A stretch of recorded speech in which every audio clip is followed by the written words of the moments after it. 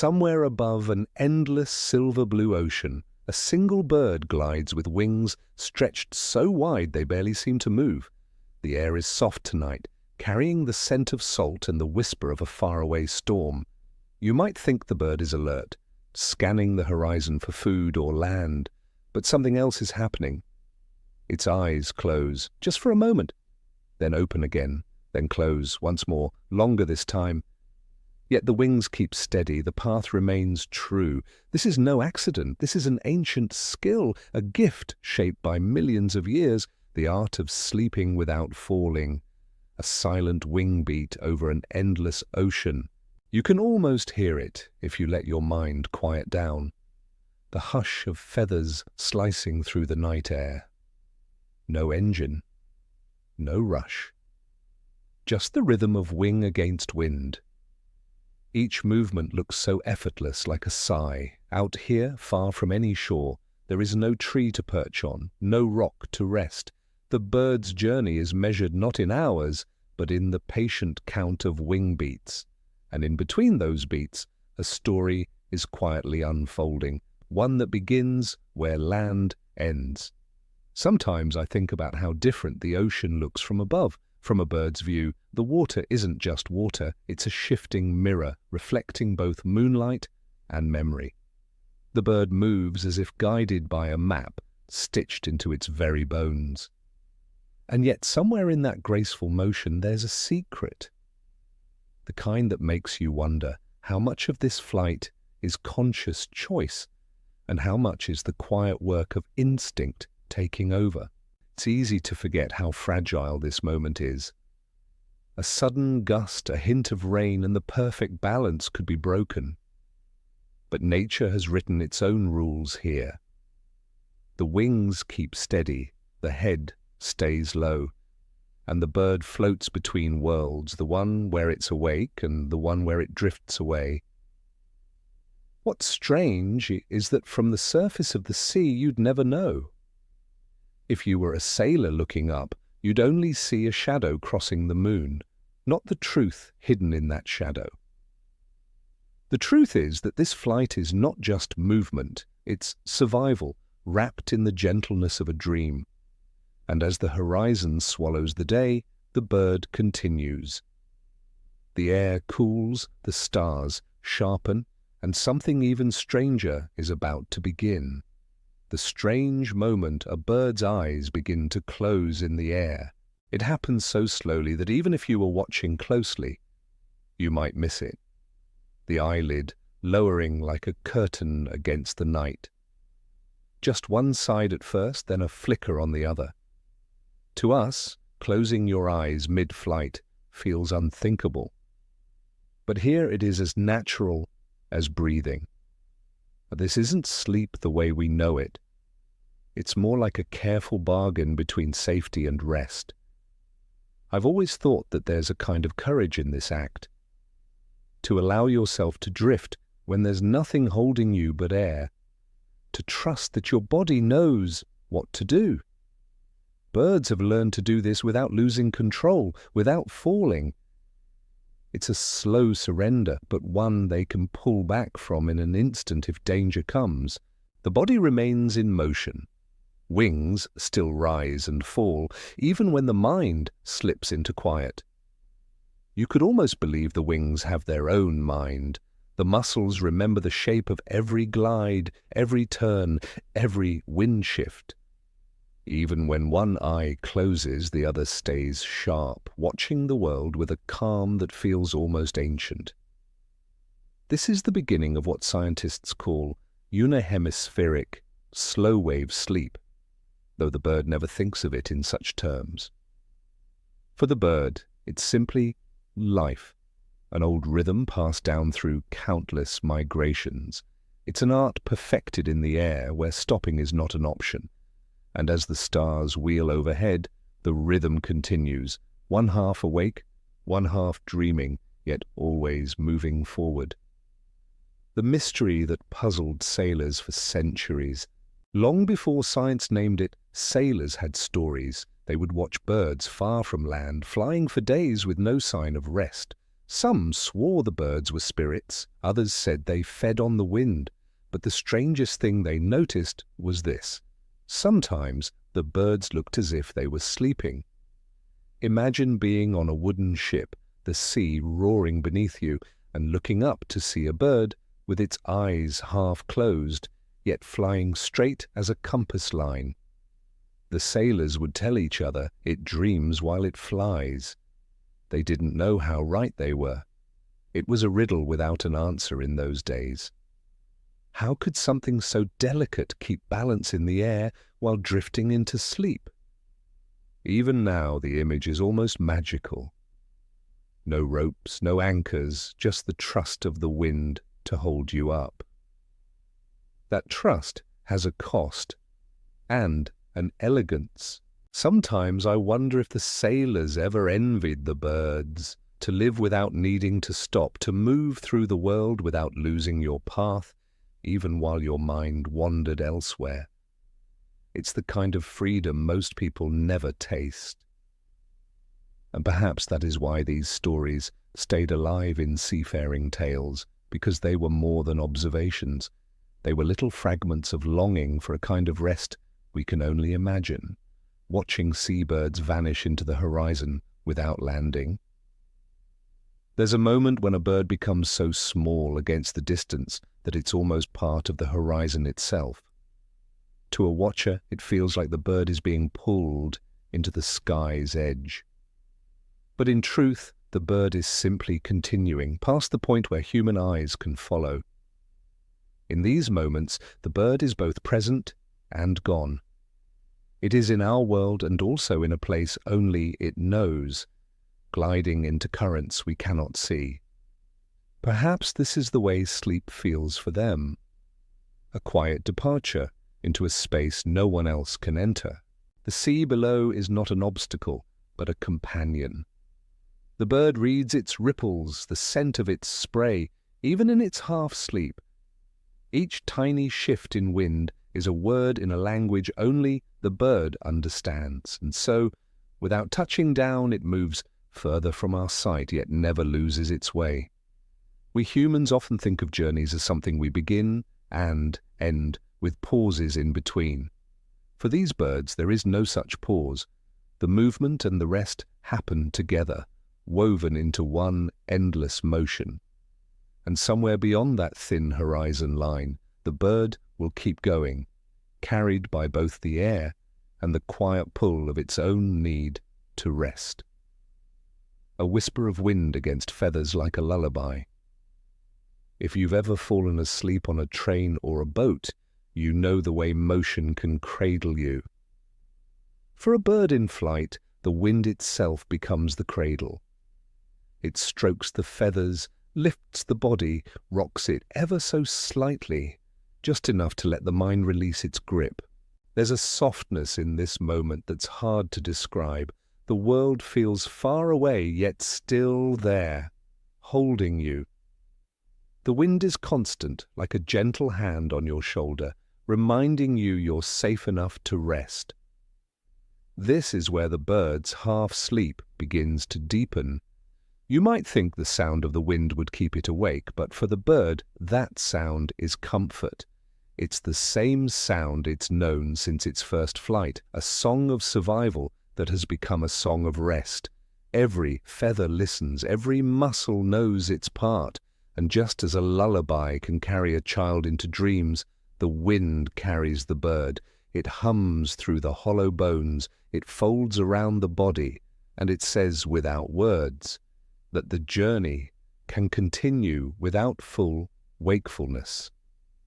It's here, mid-air, mid-motion, that the sky becomes a bed, and sleep is no longer the absence of movement, but part of it. The impossible balance between rest and survival. Out here, there is no safe corner, no tree to hide in, no hollow to curl inside. Every moment in the air is a gamble between closing your eyes and staying alive. And yet birds have found a way to hold both in their grasp. It's almost defiant, sleeping without stopping. You can feel the quiet confidence in it, the idea that rest doesn't always mean vulnerability, that you can be both still and moving, both soft and unshakable. The balance is delicate, a fraction. Too much rest, and the body could drift into danger. A fraction too little, and exhaustion builds like an unseen tide. The bird walks, or rather flies, that line with the grace of something that's been practicing for millions of years. No hesitation, no doubt, just trust in its own design. I've often wondered what it feels like, this razor-thin balance between two worlds. The air beneath you is always shifting, never solid. The mind is dipping into dreams while the body keeps its form. There's a strange beauty in that. Rest and survival dancing together in the same space. We humans know a kind of balance like this only in rare moments, like drifting off in a moving train, trusting the tracks to hold you steady. But the bird doesn't trust metal or rails. It trusts only the invisible threads of wind, the strength of its own wings. And in that trust, something remarkable happens. Survival becomes effortless, and rest becomes something you can carry with you. The discovery of unihemispheric slow-wave sleep.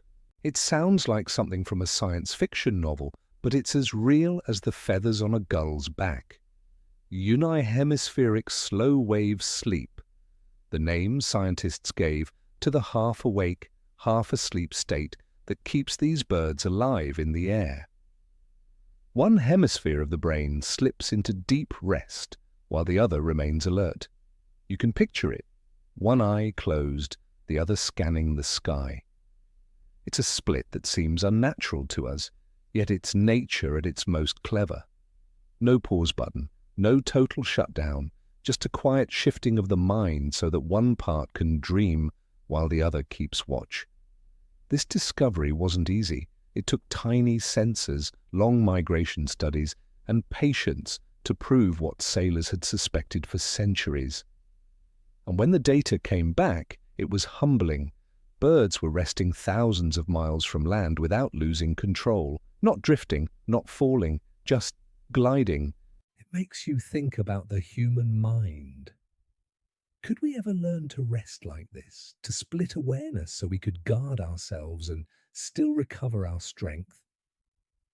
Nature already holds the answer in a pair of wings that have been crossing oceans for longer than we've walked on two legs. And as we peer into this quiet marvel, it becomes clear the bird's way of sleeping is not just about rest. It's about belonging fully to the sky. How one half of the brain dreams while the other stays awake. It's a strange image, isn't it? Half your mind wandering through dreamscapes, the other half scanning for threats. For birds, this isn't strange at all. It's simply the way their bodies keep them safe. The dreaming side repairs, sorts memories, restores strength. The waking side keeps the wings steady and the path true. These two halves don't fight each other. They move like partners in a dance, one stepping forward while the other steps back. You can imagine the dreams they hold, flashes of places seen before, the shimmer of fish under waves, the echo of a storm long past. There's a kind of poetry in knowing the bird is both here and somewhere else. That in the same moment it feels the wind on its feathers, it may also be gliding through the clouds of a dream sky. What's remarkable is how seamless the shift is. No jerking awake, no sudden loss of balance. The transition is as smooth as a shadow passing over water. One side wakes fully, the other sinks deeper, and the flight never falters. And maybe there's a quiet truth in that for us too, that rest doesn't have to be all or nothing, that you can live in two worlds and still keep moving forward. The hidden split inside a bird's mind. From the outside, you'd never see it. The bird looks whole, unified, a single mind behind every wing beat, but inside there's a division as clean as a line down the middle of a page. The left hemisphere may be in light, the right in darkness, or the other way around. This split isn't chaos, it's harmony. Each side knows when it's time to yield, when it's time to take control. Like two guardians sharing the same body, they trade shifts without hesitation. It's not about perfection, it's about trust in the system that's kept them alive for ages. When you think about it, this hidden split is almost like having a twin inside your own head. One twin watching the world, the other curled up in sleep. And every so often they switch without a sound, without a pause. We humans live entirely in one stream of awareness, which is why the idea feels so alien. But for birds, it's not alien, it's ordinary. It's as much a part of their lives as the wind or the stars, and perhaps that's why they can travel for weeks over open water, because they've learned that sometimes the best way to survive is to share the work between two minds. The eye that stays open to guard the skies. If you ever look closely at a flying bird in half sleep, you'll notice something uncanny. One eye is open, bright, watchful, steady. It's not a full stare, but it's enough. That open eye belongs to the awake half of the brain, scanning for predators, obstacles, and subtle changes in wind. It's the bird's shield in the open sky. Even in rest, there's no surrender to blindness. That single open eye reads the world in a constant stream. Cloud patterns, the glint of another bird, the shimmer of a wave that might hide danger. The other eye, closed, is free to sink into the deep quiet. The bird doesn't blink both shut unless it's truly safe, on a branch, a cliff ledge, or a floating raft of calm water. Up here, safety is a luxury they cannot afford. It's an image that stays with you. The idea of sleeping with one eye open, not out of fear, but out of wisdom. The bird isn't anxious, it's simply tuned to the truth of its environment, predators and the quiet scanning of danger. Even in half sleep, the sky is never entirely safe. Shadows move where they shouldn't. A flicker of wings approaches too quickly. The air shifts with the weight of another presence. For the bird, these are signals. The open half of its mind reads them instantly, while the sleeping half keeps dreaming. Predators can come from above or below, a falcon slicing through the clouds, or something rising from the ocean's surface. Yet the bird rarely startles. It adjusts course with the smallest shift of feathers, conserving energy, never wasting a frantic movement. It's an art of survival that looks effortless because it's been perfected through countless generations. The eyes that remain open aren't wide with fear, they're calm, taking in only what matters.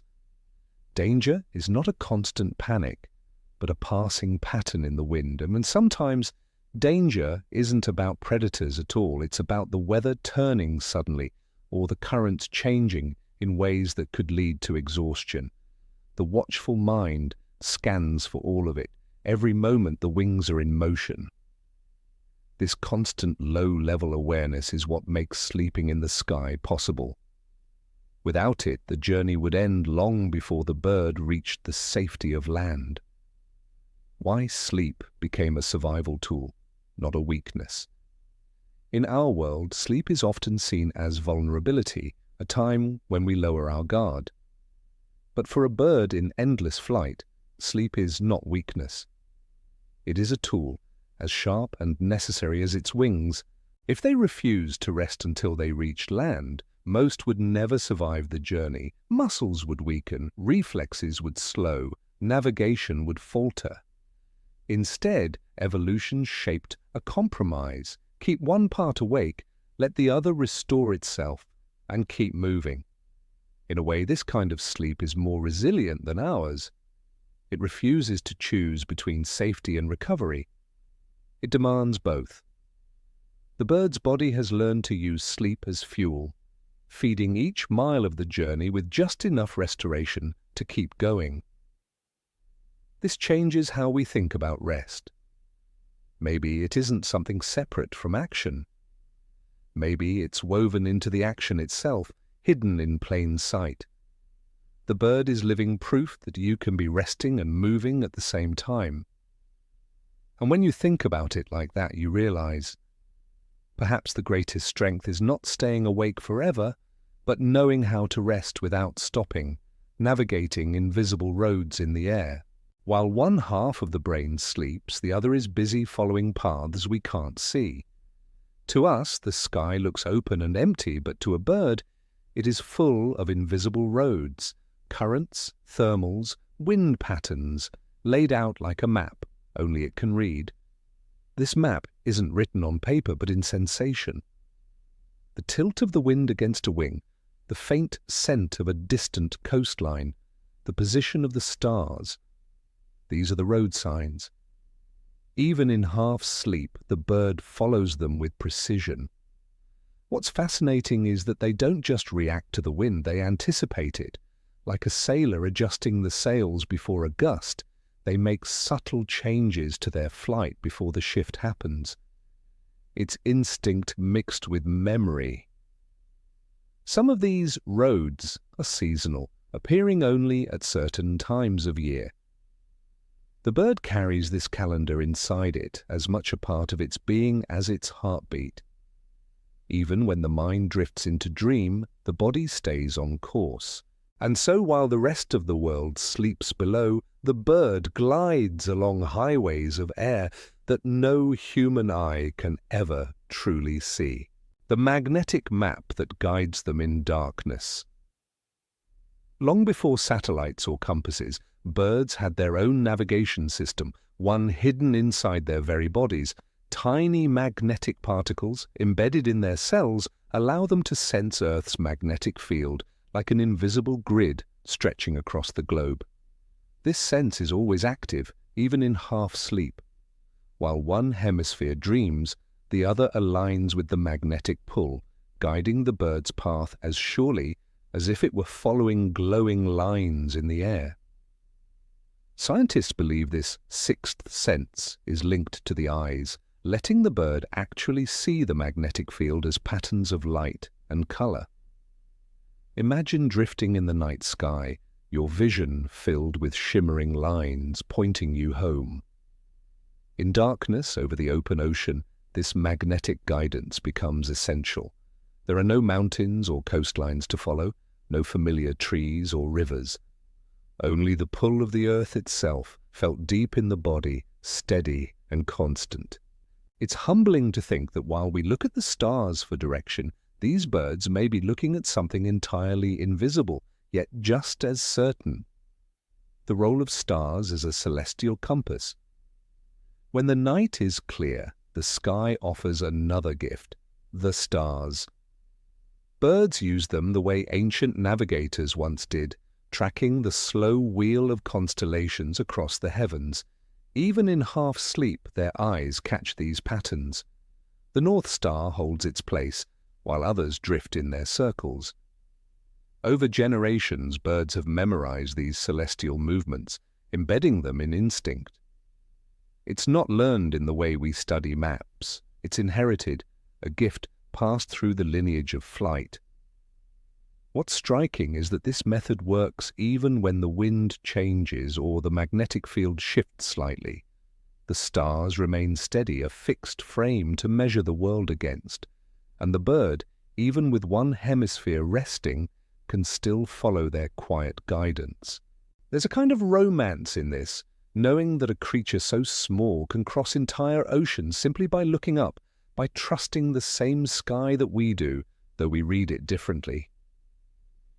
Ocean winds carrying secret signals to sleeping wings. The wind over the open ocean is never just air, it's full of messages. Shifts in temperature, subtle changes in pressure, scents carried from distant shores. All these tiny clues reach the bird's feathers long before its eyes see land.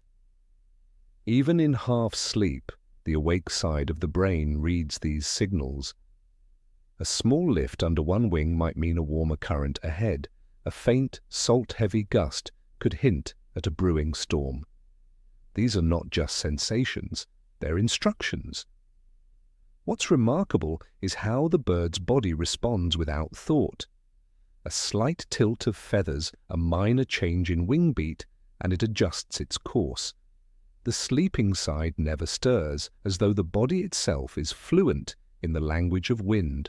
Humans often need instruments to read the air, thermometers, barometers, anemometers, but the bird is its own weather station, carrying every tool within its skin, bones, and senses. And so, guided by these invisible whispers, it can rest and still move toward its destination, riding currents that were never meant to be seen. When storms turn sleep into a gamble. There are nights when the wind doesn't sing a lullaby, it roars. Storms in the open ocean rise quickly, changing the sky from calm velvet to a writhing, restless sea of air. In those moments, sleep becomes a dangerous luxury.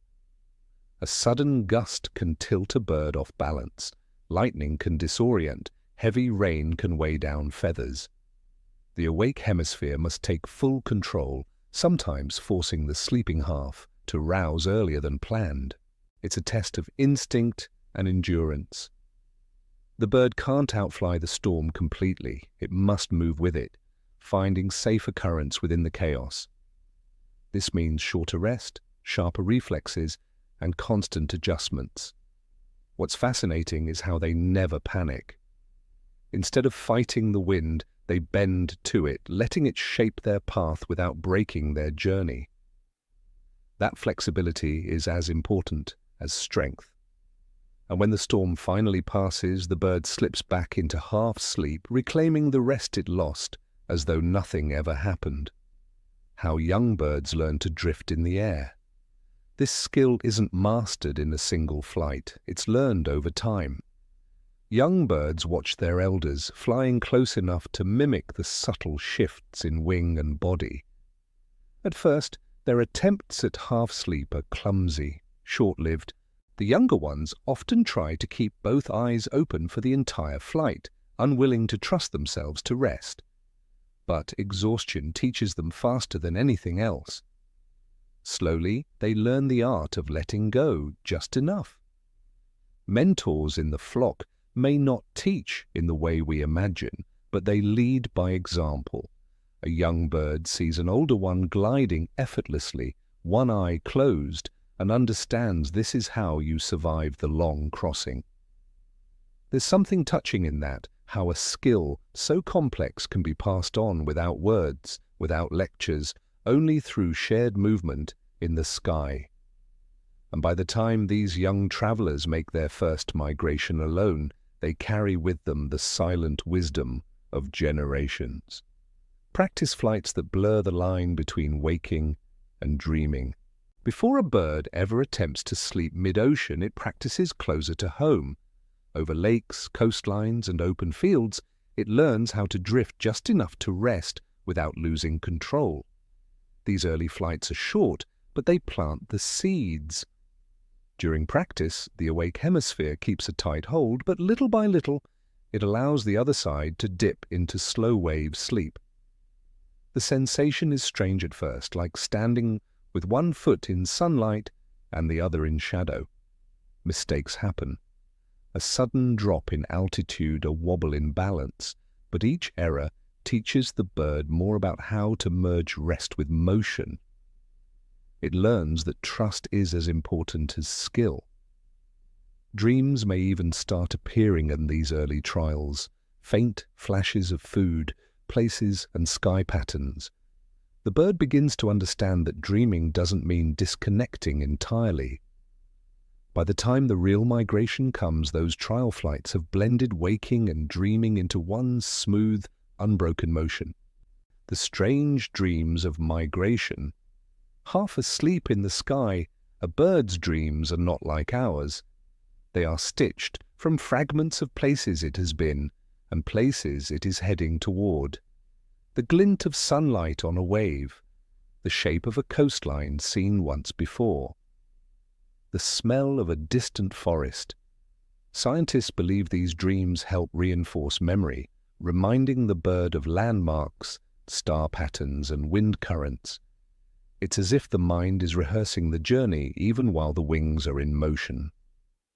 Some dreams may be purely sensory, others deeply instinctive. They may carry echoes of danger to avoid or abundance to seek. And all the while, the awake hemisphere guards against real-world threats. There's something haunting about this. Flying through the dark, body half in the present, mind half in a stitched-together map of memory and instinct. Memories replayed as if time stood still. When a bird sleeps in the air, the dreams aren't random, they're threads of memory unrolling like film reels. The scent of a river it once followed, the shadow of a mountain pass, the feel of a certain wind, all replayed in the half-lit theatre of its mind. These memories aren't nostalgia, they're survival tools. The bird is quietly sorting through which routes worked and which didn't, which storms were survived and which were nearly too much. Even in rest, the mind is a map maker. Scientists have found that certain neurons fire during these dreams in the same pattern they did during the actual flight. It's as though the brain is reflying the journey, strengthening every turn, every glide, every shift of the wing. Time seems to stand still in this state. The ocean below could be moving fast or not at all. The bird wouldn't notice. It's both here in the present wind and back in the remembered air of another place. And when it wakes, it carries those memories forward, blending old paths with a new horizon. Rest stitched into the rhythm of wing beats. From the outside, a bird's flight may look constant, but within it are tiny pockets of rest, micro-moments stitched into the motion itself.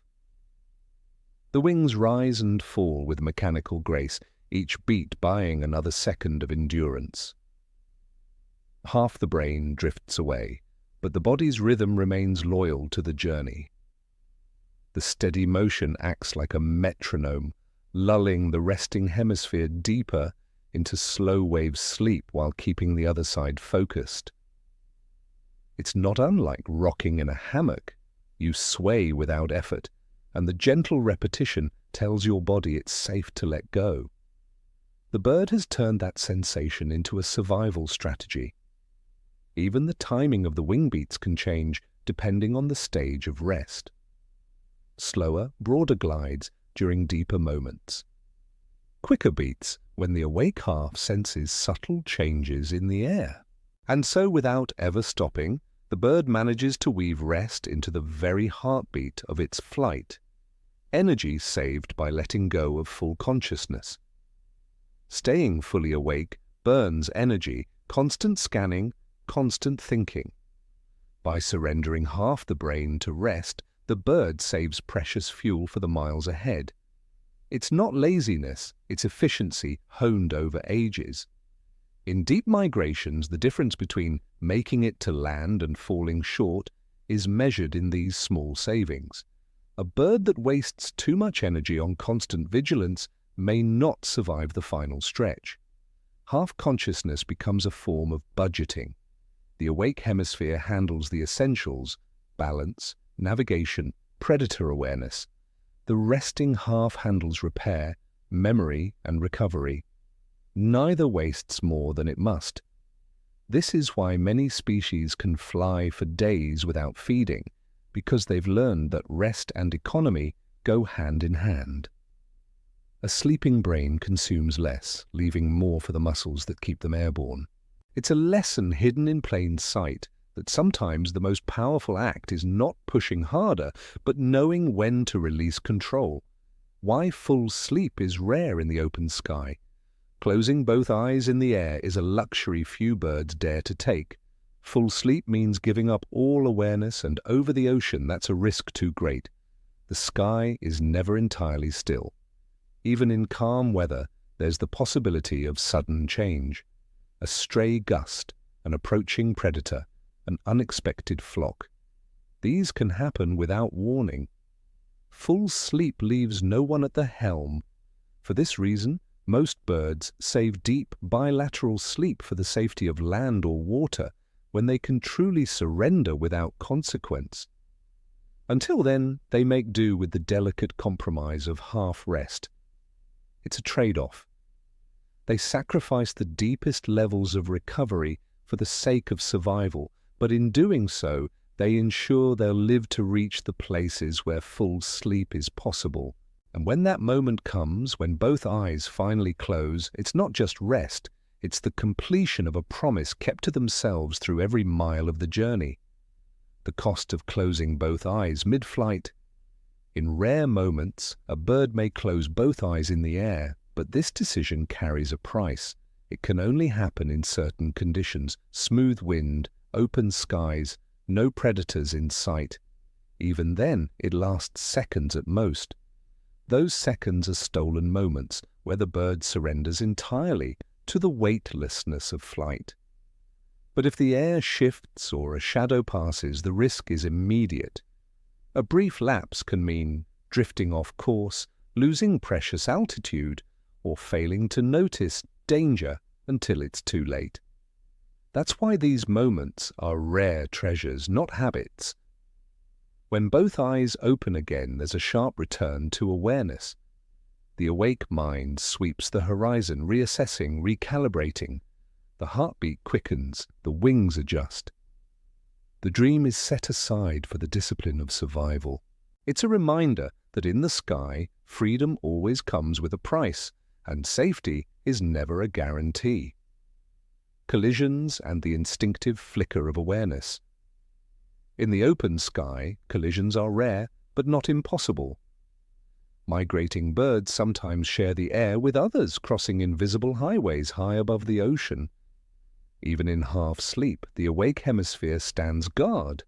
A sudden shadow, a shift in wind pressure, the faint sound of another's wings. These are enough to trigger a flicker of full awareness. The body reacts instantly, banking just enough to avoid contact. There's no startle, no panic. The move is smooth, as if rehearsed 1,000 times. The sleeping side never fully wakes, trusting the other half to keep watch. These moments remind us that sleep in the air is never careless. It's precise. Even rest has an edge of readiness, as sharp as a talon when it needs to be. And when the path is clear again, the mind sinks back into that quiet, drifting rhythm as though nothing interrupted it at all. The silent roll of muscle memory. If you've ever ridden a bicycle, you know how your body can remember the motion without thought. For birds, muscle memory is the invisible pilot of their long flights. Every beat of the wing, every tilt in a glide, is etched into the body through repetition. Even while half asleep, the wings know how to rise and fall in perfect balance, guided by signals the brain barely needs to send. It's this deep physical memory that makes aerial sleep possible. Without it, a bird would have to remain fully conscious just to stay aloft, a cost it could never afford over such distances. In many ways, the body is doing the flying while the mind rests. It's not mindless, it's practiced. The same way a dancer moves through a routine without counting steps, the bird moves through the air without counting beats. And in that muscle memory lies a kind of trust. The knowledge that even in dreams the journey can go on. Feathers adjusting without thought. Flight isn't just about wings, it's about feathers. Every gust of wind, every subtle shift in air temperature changes how the feathers need to sit. Birds adjust them constantly, even while sleeping. Tiny muscles at the base of each feather sense pressure and respond in real time. The awake hemisphere monitors the bigger picture, but the actual adjustments happen automatically, like breathing. These micro-movements help maintain lift, reduce drag, and protect the bird from unnecessary strain. Even the smallest misalignment left unchecked could cost precious energy over a long journey. What's extraordinary is that these adjustments happen without the bird's conscious thought. They're part of the same autopilot that keeps the wings moving, the head steady, and the path true. It's a reminder that in nature, some of the most important work happens quietly, far beneath awareness, breathing in harmony with air currents. A bird's breathing changes when it sleeps in flight. The rhythm deepens, syncing with the movement of the wings and the push of the wind. In calm air, breaths are slow and steady. In turbulence, they quicken just enough to match the effort needed. This synchronization conserves energy. Each inhale and exhale works with the body's motion, not against it, so no effort is wasted. It's the same principle rowers use when timing strokes with their breathing. Even in half sleep, the awake hemisphere monitors oxygen levels and adjusts the pace. The resting side stays undisturbed, continuing its quiet repair work. This harmony between breath and flight is part of the reason birds can travel for days without collapse. Their bodies are tuned not just to movement, but to efficiency at every level. And in the stillness of night over the ocean, those slow breaths become as much a part of the sky as the wind itself. The slow heartbeat of a sleeping traveler. When half asleep in flight, a bird's heartbeat slows. It's not laziness, it's conservation. Lowering the heart rate reduces energy burn, helping the body stretch every calorie over the endless miles ahead. In moments of calm air, this slow beat can feel like the whole world has softened. The wings still move, the wind still hums, but inside the bird, time feels stretched. If danger approaches, the awake hemisphere sends a signal and the heart quickens instantly. The shift is so fast it's almost invisible. Readiness without tension, action without panic. This ability to shift between calm and alert is one of the bird's greatest survival tools. It lets them live at the edge of exhaustion without falling over it. How navigation continues even in half sleep. It's tempting to think that sleep would mean drifting aimlessly, but for a bird mid-journey, navigation never stops. Even with one hemisphere resting, the awake side holds a constant thread of awareness, tracking direction with almost obsessive precision. This isn't about conscious decision-making, it's about instinct, wired so deeply that the bird's path remains true without constant thought. The open eye checks landmarks, cloud formations, and the faint glimmer of stars, adjusting course with the smallest flick of a wing. The resting side might be lost in dream landscapes, but the body's flight path is real, steady, and true. It's a cooperation that looks effortless, but it's as critical as breathing. In this way, the bird can move through the dark for hundreds of miles, never losing its invisible line toward safety. Even in the fog of half-consciousness, its journey is guided with precision. And when dawn begins to paint the horizon, the sleeping half will wake to find that it has traveled farther than it ever could have imagined. Ancient genetic codes for aerial rest. The ability to sleep while flying isn't something a bird learns in a single lifetime. It's the result of millions of years of evolution shaping every nerve, muscle, and feather.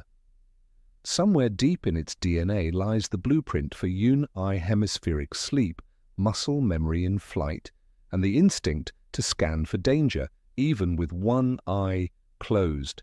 These aren't skills a bird thinks about, they're written into its very being. It's humbling to think that this genetic script was refined long before humans ever studied the sky.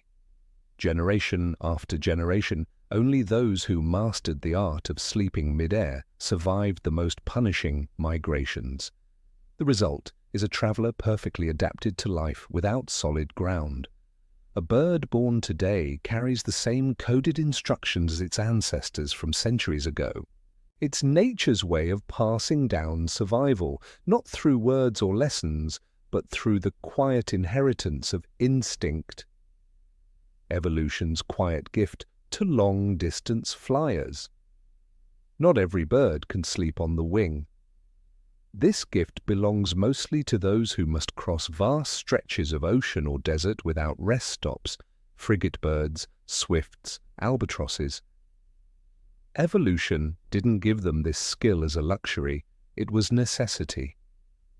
Without it, the journeys they take would simply be impossible. The sky would be too dangerous, the distances too great. What makes it remarkable is how unassuming the gift appears. You wouldn't notice it in a bird perched on a branch or skimming over a wave. It reveals itself only when the journey demands the impossible. Over time, the birds that carried this gift survived more journeys, raised more young, and passed the ability forward. It's a quiet, unspoken inheritance, and in that way the skill has become as much a part of the bird as the curve of its beak or the shape of its wings. The seabird's secret advantage over land birds. Life over the ocean is harsher than it appears from shore. There's no fresh water, no safe landing spots, and storms can appear without warning. Seabirds live in this world as if it's home, and their ability to rest mid-air is one of their greatest strengths. While many land birds must pause for safety, seabirds can glide for days without touching down. This means they can follow food sources far out to sea, outrun storms, and take migration routes that others simply can't manage. The ocean offers them both freedom and risk. Those who can't adapt are forced to skirt the edges of land, adding miles and hazards to their travels.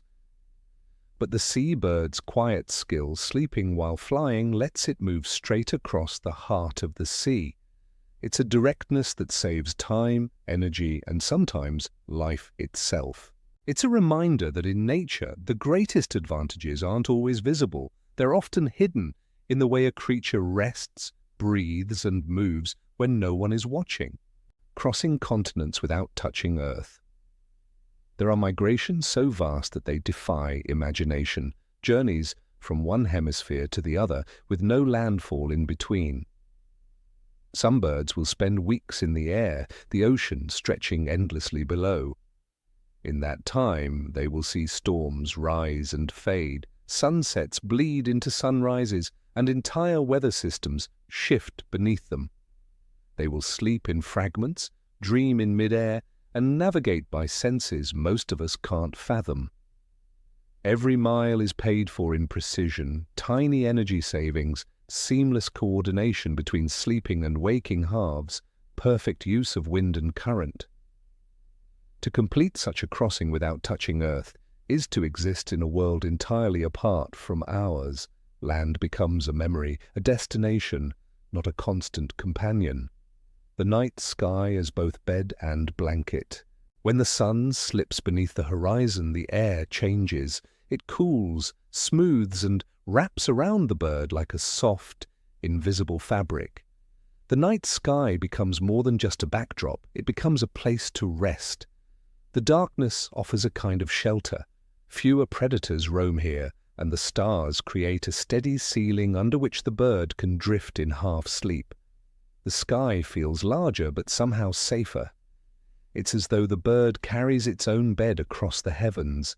There's no pillow, no nest, just the endless expanse of air cradling its body as it glides.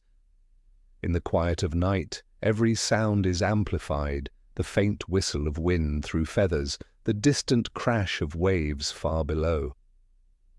These sounds are not disturbances, they are lullabies that steady the rhythm of flight.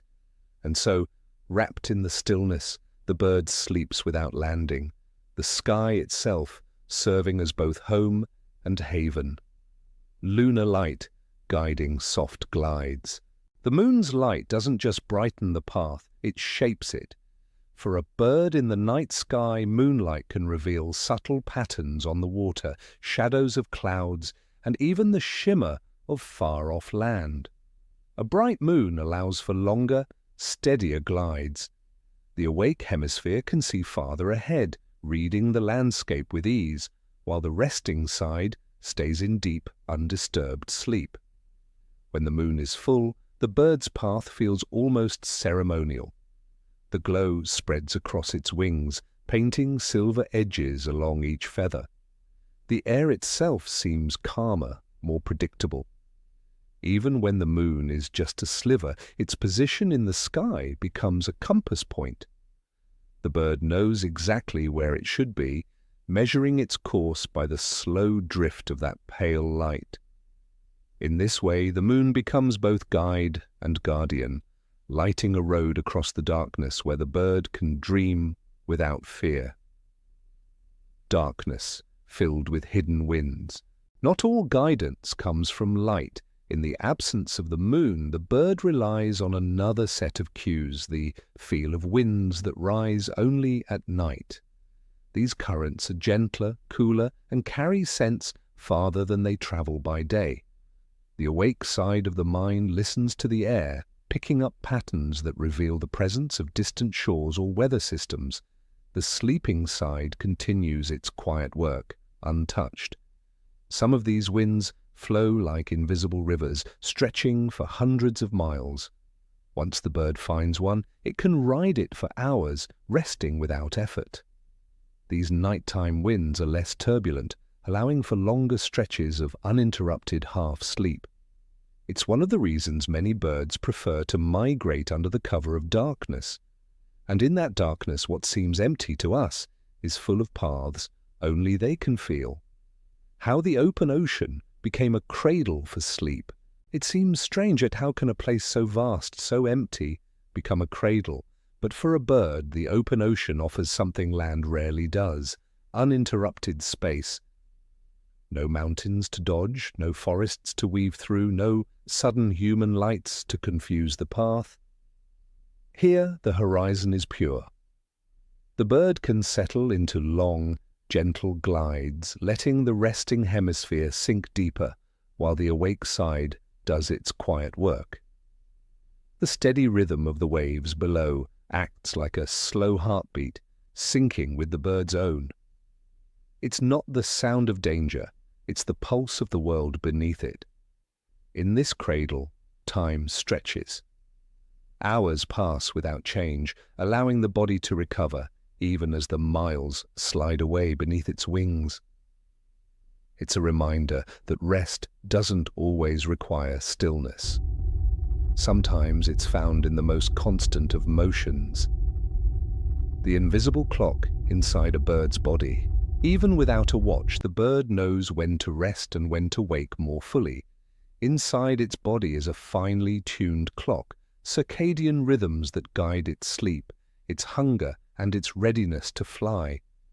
These rhythms adjust during migration. The balance between sleep and wake shifts depending on weather, food, and distance yet to travel. The bird can lengthen its waking moments during storms or shorten them when the air is calm. The clock also works with the seasons, knowing when the nights grow longer or shorter, when certain stars will appear earlier in the evening sky. This internal timing allows the bird to maximize safe rest periods without sacrificing progress. It's a dance between instinct and adaptation played out in perfect harmony with the Earth's cycles. Hormones that decide when to drift away. Sleep in flight isn't random. It's managed by the bird's body like a careful banker, deciding when to spend and when to save. Hormones such as melatonin rise as darkness deepens, signaling the body that it can lower its guard just enough to rest. These chemical messengers don't simply shut things down, they negotiate.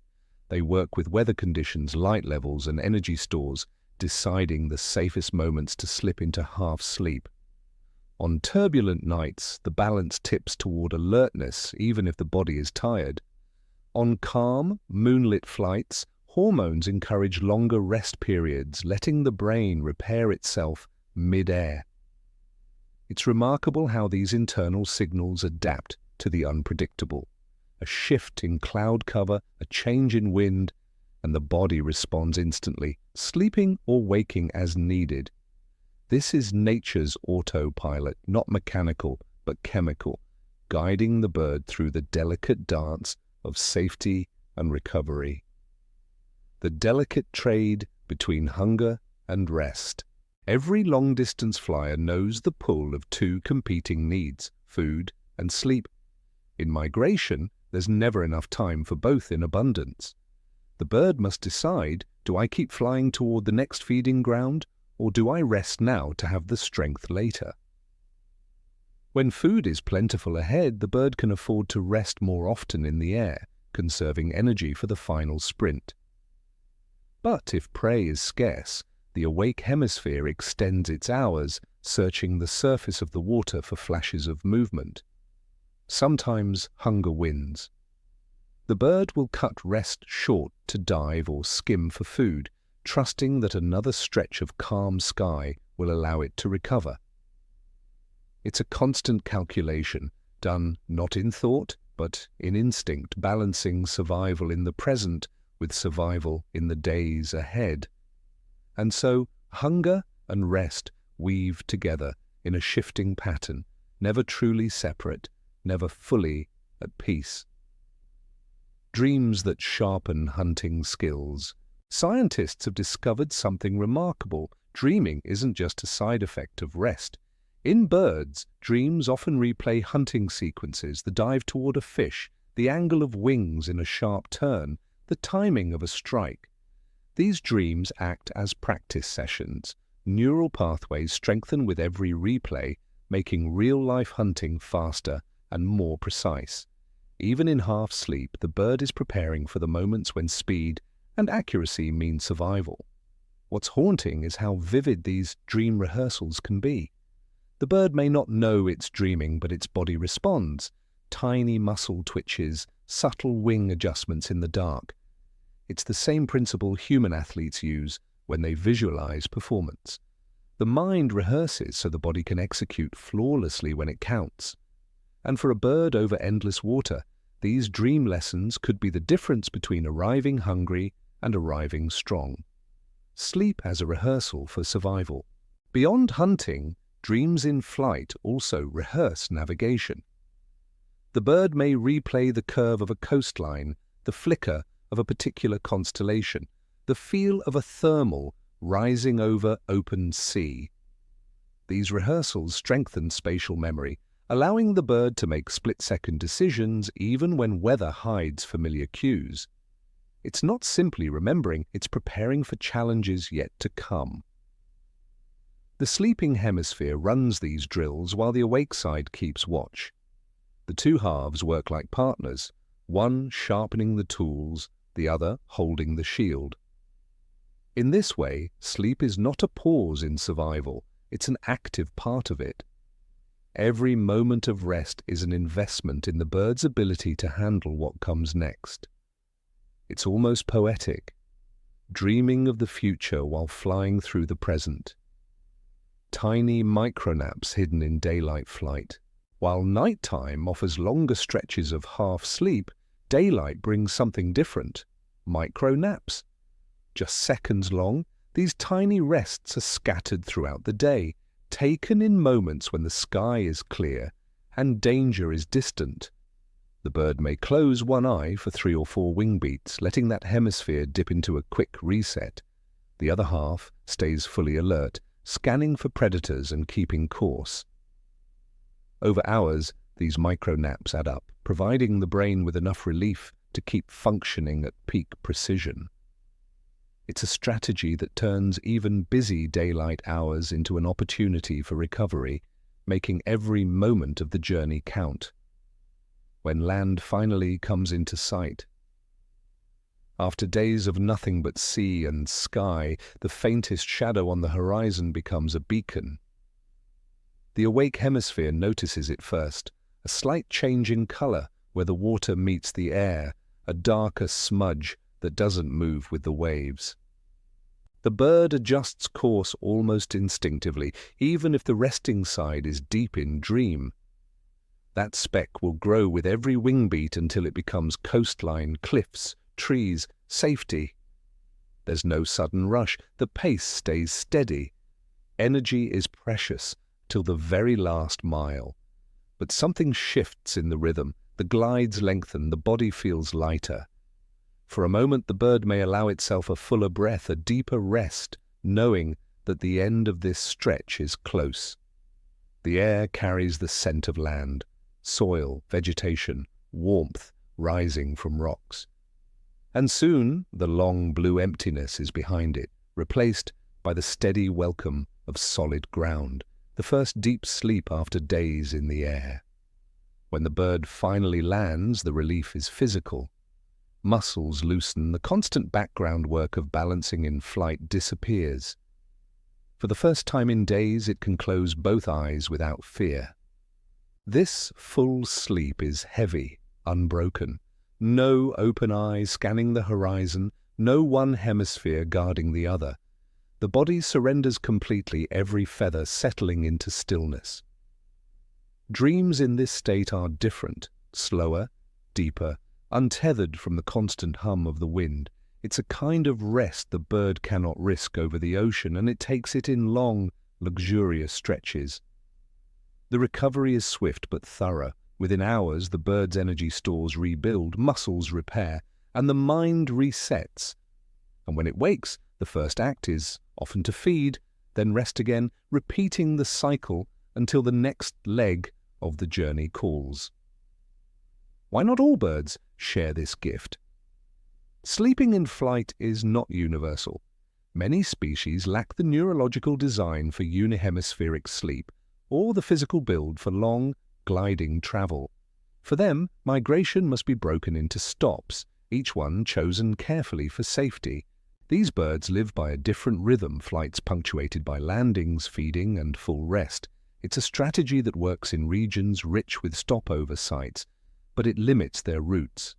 The ocean-crossing flyers hold an advantage here. They can take straighter paths, skip dangerous shores, and adjust routes more flexibly when storms close one corridor. But even they must weigh the cost. Not every journey demands sleeping in the air, and they will use it only when necessary. It's a reminder that nature doesn't give every creature the same tools, only the ones it needs most. The swifts, who live almost entirely in the sky.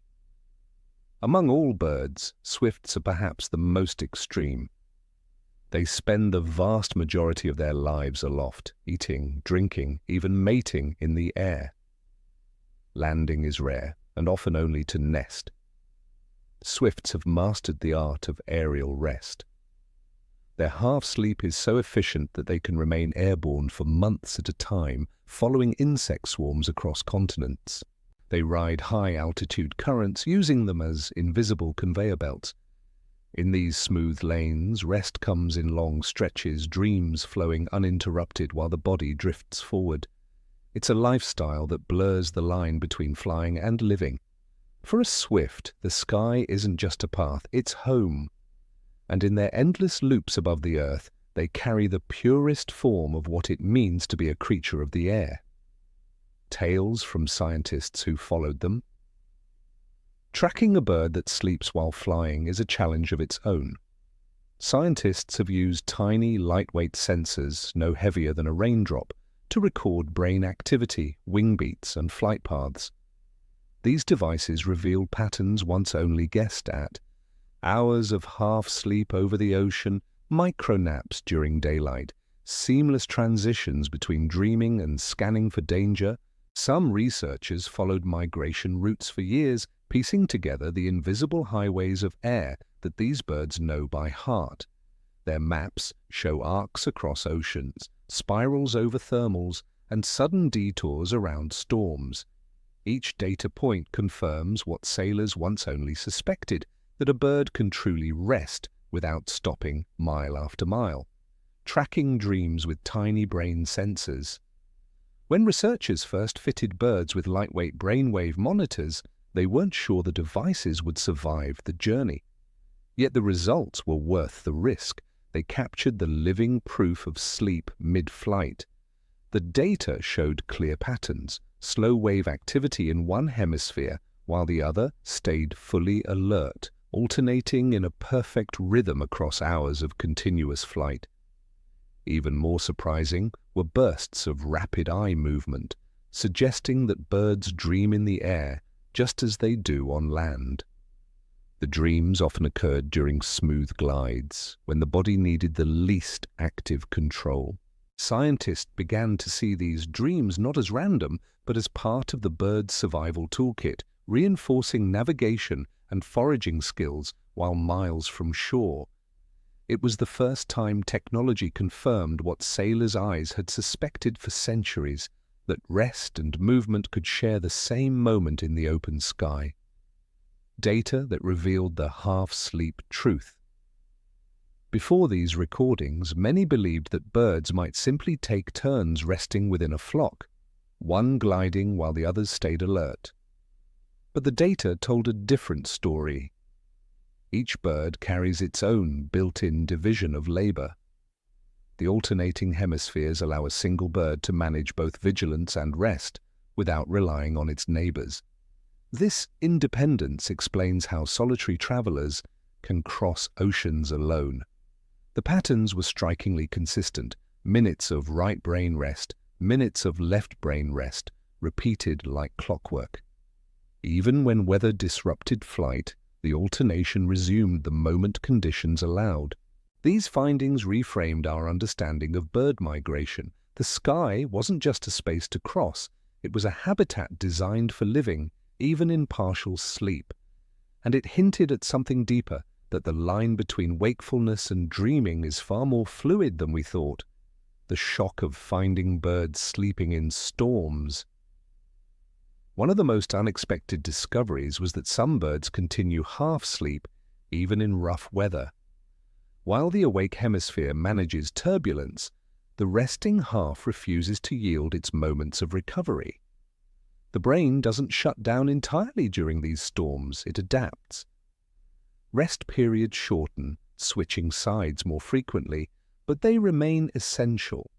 Missing too many cycles could mean exhaustion before reaching land.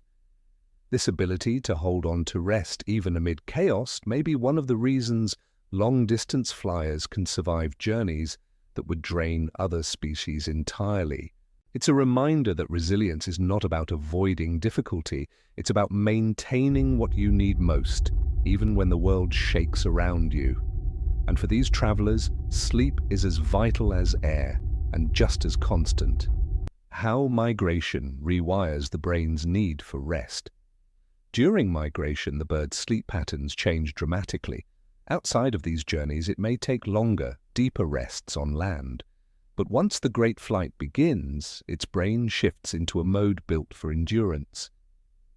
The need for continuous vigilance reduces total sleep, yet efficiency rises. Every moment of half-sleep counts more. Every micro-nap delivers more restoration than it would outside migration season. This rewiring is temporary but powerful. It's like the brain reshaping itself into a traveler's tool, then returning to a more relaxed pattern once the journey ends. Pilots inspired by nature's sleeping navigators. Human pilots have long looked to the sky's natural travelers for inspiration. Some aviators study the way birds manage fatigue mid-flight, wondering if similar principles could help with long-haul journeys in aircraft. It's not about copying the exact biology, humans can't divide their brains the way birds do, but about learning efficiency, how to rest the mind while systems run, how to trust an autopilot, whether mechanical or human, without surrendering full awareness. Some training programs now include rest cycling, a technique that mimics unihemispheric vigilance, keeping part of the crew alert, while another part recovers in short intervals. In this way, the bird's ancient skill continues to shape our own modern journeys, guiding us with lessons forged in a far older sky. And perhaps that's the quiet truth. Flight, no matter how advanced, will always borrow something from wings. The poetry of a journey where sleep never stops the flight. There's a kind of music in the idea of sleeping without ever stopping. The bird's migration is a slow, unbroken song, wing beats in place of drum beats, dreams in place of pauses.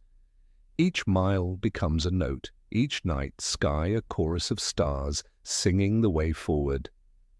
The half-sleep rhythm is the heartbeat of the journey, steady and soft, carrying the bird across oceans as if in a single breath.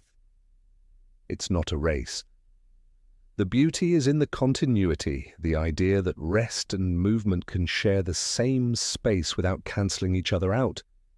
We rarely live this way. We stop, start, stop again. But perhaps in watching the bird, we remember that life can be a single, flowing passage, a migration of our own, where the pauses are stitched right into the motion. A reminder that rest doesn't always mean stopping. In the modern world, rest often feels like an interruption, but to the bird, rest is not separate from progress, it's part of it. Every moment of half-sleep in the air is still a moment moving forward. It's a reminder that recovery can happen in small, hidden ways. You don't have to wait for the perfect conditions to restore yourself. You can start now, even mid-flight. The bird's life teaches that the journey is not delayed by rest. In fact, it's made possible by it. Without these drifting moments, the ocean crossing would be impossible. It's a lesson of quiet resilience, one that doesn't shout, but whispers with every wing beat. Keep moving and keep resting all at once. And in that balance, there's a freedom few creatures ever truly know. The quiet bond between the sky and the sleeper. When a bird sleeps in the air, it's not just resting, it's surrendering to the sky's embrace. The wind holds its weight, the stars guide its path, the moon keeps watch. There's trust in that bond, built over millennia. This isn't a master-servant relationship, it's a partnership. The sky offers currents and safety, the bird offers presence and movement.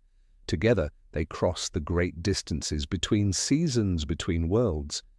Each half-sleep is a moment of intimacy with the elements, a small act of faith that the sky will hold steady enough for dreams. And maybe that's the deepest truth of all, that survival at its highest level is a kind of relationship, not a solo act. The bird is never truly alone here. The sky is both companion and home, the final glide into a safe landing. After days of wind and water, the moment comes when the journey shifts. The horizon changes shape, the air smells different, the wings tilt toward rest on solid ground. The bird doesn't rush the final approach, it glides in quietly, letting the ocean slip away behind it. The awake hemisphere begins to relax, knowing the watch is nearly over. When its feet finally touch land, there's no grand display, just the quiet end of a long, continuous story. Dreams and wakefulness have shared the same sky, and now both can rest fully. The bird will feed, sleep deeply, and one day take off again. The sky will wait, holding its invisible roads in place. Humans experience something faintly similar on expeditions or in survival situations, but nothing as finely tuned as this evolutionary adaptation. It's one of the clearest examples of how migration isn't just a physical test, it's a complete transformation of the mind. Lessons humans might take from these travelers. Watching a bird sleep while flying teaches a quiet lesson. Rest doesn't have to mean stopping. In our own lives, we tend to think of recovery as separate from action, but perhaps they can happen together. We can learn from the bird's ability to guard its path while still finding restoration. It's a balance of presence and release, of knowing when to hold tight and when to let one side of yourself drift. The art is in not waiting for perfect safety to rest, but finding ways to renew yourself in motion, just as these birds do over the ocean.